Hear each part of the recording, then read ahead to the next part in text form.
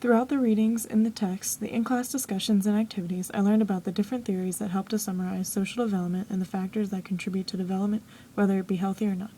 Erikson's psychosocial theory takes a person through a series of 8 stages, each labeled as its own psychosocial crisis. The person must come out of the crisis with one of 2 outcomes, positive or negative. We also discuss the development of social competence throughout each developmental period from early childhood to late adolescence and the key ideas associated with each.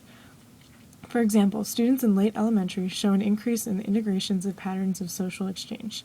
Finally, the last concept that stuck with me was the idea of high and low emotional intelligence and the dimensions such as emotional understanding or emotions in relationships.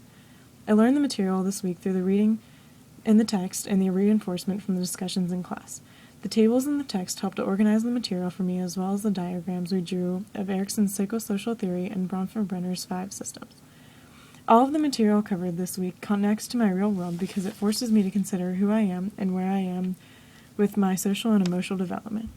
According to Erikson's psychosocial theory, I find myself in the positive end of each crisis even though there may be small things I need to work on. Realizing and accepting that reality, however, is the first step to fixing it.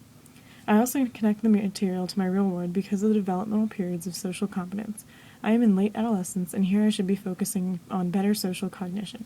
The final concept that I can connect to my real world is emotional regulation, which is one of the dimensions of emotional intelligence. This is one area where I know I need to improve because I let negative feelings dominate. If something doesn't go as planned, then I am not happy.